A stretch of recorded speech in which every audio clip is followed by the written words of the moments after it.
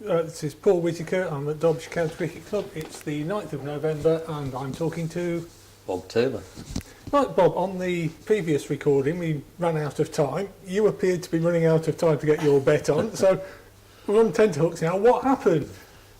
Well, we're going back to Headingley and against Australia when England, amazingly, were by Ladbrokes bookmakers were made 500 to 1 against winning, Australia 7 to 2 on.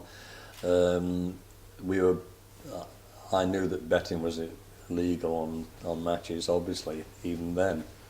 But we were betting for ourselves, so I said to Mike Gatting, do you fancy this bet? Yeah, I was sitting next to him in the players' dining room, and all the Aussies were jumping up and down and so on, although they'd be betting against themselves if anybody had a bet. So Mike Gatting wasn't interested, so I went down to the dressing room. I got a couple of pound coins. I went downstairs out of the pavilion. There's always a crowd of Yorkshire kids and waiting for autographs, and if you don't sign they call you Big Ed and so on. So but it was getting close. I was batting next, so if we'd lost a wicket I'd be in trouble. So I asked one of the fathers what time it was, and it was too late to go all the way round to the other side of the ground to the Ladbrokes marquee to put the bet on. So I went back upstairs, got change, the match resumed, and England lost the wicket. I went out, I got out, and in the end Ian Botham and Graham Dilley put on a good stand, left Australia 140 odd to get, I think it was, and Bob Willis bowled like a magician and bowled Australia out. But it wasn't until they were 80 for 8 and Bob Willis had just got Dennis Lilly out, and we all went up to Bob congratulating him, and my concentration as a wicket-keeper, which is vital, was broken for the first time by looking round and seeing the Ladbrokes marquee. And I thought, well, there's only Ray Bright and Terry Alderman, the two Australian tail-enders. We've got a good chance of winning this, and I was going to lose £1,000, which is a lot of money in those days. Anyway, we won the match, and it's history now. Yes, and history records that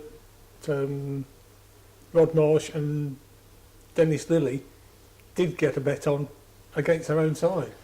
Yes, obviously I've been to Australia a few times since, and I've met up with Rod Marsh and Dennis Lilly. I've never spoken to Dennis about it, but as wicket-keepers, I talked to Rod, and I said to him, I told him my story, and I said I heard that, it's been well documented, they've written books and so on. They wouldn't get away with it now because since Hansie Cronje, the former South African captain, who sadly got killed in an air crash, he was convicted of match throwing. So, but Rodney Marsh and Dennis Lilly, with Australian through and through, they gave 110% every time. They were putting the bet on, just as betting meant 500 to 1 is too good on a two-horse race. So anyway, Rodney said that at first he wasn't going to put the bet on, but he changed his mind on the field of play. While they were waiting for Dennis Lilly to start his run-up, Rodney was signalling to the English coach driver, who was going to put the bet on for Dennis Lilly, signalling to him on the boundary edge to put a fiver on for him. Anyway, the English coach driver was saying, no, you're too late, and Rodney took his wicket-keeping glove off and said, put a fiver on for me, otherwise you get a bunch of fives. So the coach driver did as he was told, and Rodney Marsh and Dennis Lilly both won £2,500, which in 1981 was a heck of a lot of money. And Yeah. because I didn't get my bet on, I missed out on £1,000. Yes, yeah. And so you won the match and lost the bet, and they lost the match and won the bet. That's right, yes, Yes. yeah. But we then we were then one each after losing to Trent Bridge in the first Test match, drawing at Lord's, winning at Headingley. So we then went on to Edgbaston, and it was the same situation again, and I can always remember Australia needing a low score to win this Test match, and it wasn't Bob Willis this time, it was Ian Botham. But again, Australia, I think from memory, needed about 70 or 80 to win with 5 wickets, which in a Test match should be straightforward. Ian Botham, as we were coming out of the Edgbaston dressing room, Ian Botham was seen putting his Nike tennis shoes on. Now Ian normally wore big, heavy bowling boots, which is a big chap, and we were all waiting to go out, and Mike really saw Ian Botham putting his Nike tennis shoes on, so Mike really said, "What are you playing at?" So Ian Botham said, "Oh, you don't want me to bowl, captain." So Mike really said, "Get your bowling boots on." So Ian Botham, a strong personality, tried it on again, and all the England team are waiting to go out onto the field because the umpires have been out there ages. Anyway, Mike really said to Ian Botham again, and his voice changed, "Get your bowling boots on, otherwise," and he just left it at that. So Ian knew then that he meant business. Put his bowling boots on, went out there, and as the records show, Ian Botham got 5 for 1 and bowled Australia out, and it was incredible. We were then 2-1 up, and then I got dropped. They went to Old Trafford, Alan Knott came back, and they won at Old Trafford. Ian Botham got another marvellous 100, and that was it. England, I think, won the series 3-1. Yes, yeah. Yes, happy memories of a great season in cricket for England and for Derbyshire. Can I take you back now to the very early part of your career? Something that I'm quite interested in is the sort of facilities that you had when you first started, which was early 60s, about 61. 61. 1961 I started. I always remember in 1960 I played for the minor counties representative 11 against the South Africans, who, I'd only ever seen these South Africans on black and white TV, and I'd seen the names of Jackie McGlew and Toby Tayfield and Neil Adcock and Trevor Goddard, all these great South African players, and I was actually playing against them for the minor counties, and then playing for Staffordshire in minor county cricket. 2 representatives from Derbyshire, I always remember it. Will Taylor, who was Derbyshire's secretary for 50 odd years, and the chairman then, a chap called Robin Buxton. He was the chairman of Derbyshire. They came over to talk to me. I think we were playing Durham, who were a minor county then, at Wolverhampton, which was in Staffordshire. Yep.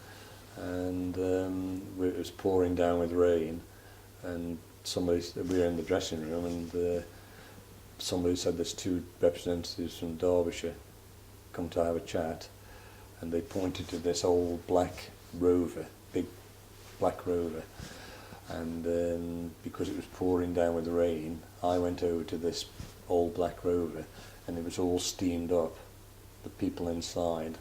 Obviously it was a bit cool, and it was all steamed up, so I tapped on the window, and this hand came and wiped the condensation away, and I could see it was smoke filled inside, and these 2 elderly gentlemen, so they wound the window down, and it was Will Taylor. I didn't know him, Madam, and they invited me to get in the back of the car.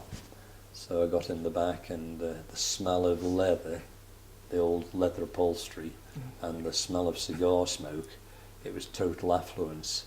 And I sat on the... You thought you'd made it to the big time? I really did, and I'm not giving secrets away when I say that Mr. Taylor said to me, he said, "Would you like to join Derbyshire as a professional cricketer?" And I couldn't wait to say yes. And he said, "We'll offer you a contract, and it'll be a 3-year contract, because in those days, if you came from another county and I came from Staffordshire, it was compulsory. You got a special registration, which meant that you got a 3-year contract. So that gave me 3 years to prove myself, whereas a lot of players only got a 1-year contract, and if they failed in that season, they were literally on the scrappy. So I shall be eternally grateful to Derbyshire giving me the chance to play professionally for 20 odd years. Yes. And when you got here, what did you think when you walked into the ground and saw the state of the changing rooms and the ground? I can remember in the early 60s watching cricket here, and it was not a very welcoming place. And the changing room from the outside, the changing rooms looked well. The first time I came here, because I'd travelled on the Nottingham Road with my parents on the bus, and I'd seen the dome, the old grandstand, as it was then, with this big dome, and it looked so impressive. I thought that's a huge cricket pavilion, and it wasn't until I got here that those what looked like the cricket offices were the Minister of Agriculture and Fisheries, I think it was, in those days, and it wasn't even a cricket pavilion. So that was a disappointment the first time I came to Derby. But I was so starry-eyed wanting to play professional cricket and playing for Derbyshire, and it was incredible. And the first season, when we started pre-season practice, I was going to be understudy to the great George Dorks, who played for Derbyshire for some years, and he played in so many consecutive matches, and so I was number 2, I was understudy, and in that first season George apparently had broken down at Old Trafford against Lancashire, and I was playing at Repton School for the second 11, club and ground, and our coach Dennis Smith said I was in the team for the match against Sussex at Derby, the county match, so that was my debut for Derbyshire, 1961. So these days, there seems to be coaches for every aspect of cricket. Did you get any special coaching? You mentioned George Dorks. Did George help you with your keeping? Excuse me. Yeah, we talked, yes. But obviously the great George Dorks, who'd been with Derbyshire for some years, and although he was in the twilight of his career, he got a vast amount of experience. And when I got in the team, when George had broken down through injury, he said good luck, and we talked about wicket-keeping. But over the years, I've always talked to opposition wicket-keepers, picked the brains, if you like, and some is good stuff, some is you forget about it and think, well, that doesn't work. And I've done the same since I retired, coaching young wicket-keepers. The most vital part is concentration, and whether you're a batsman, bowler, wicket-keeper, concentration is the key thing if you've got the ability. And the most successful people, whichever walk of life you're in, I've always felt the most successful people are the ones who concentrate and stay focused on what they're doing. That's why they're successful. So and I pass that on now as I do purely wicket-keeping clinics, and this is vital. It's the concentration aspect. So the stories that we hear of cricketers getting together at the end of the day and having a drink in the bar and talking about the game, that's how you picked up tips?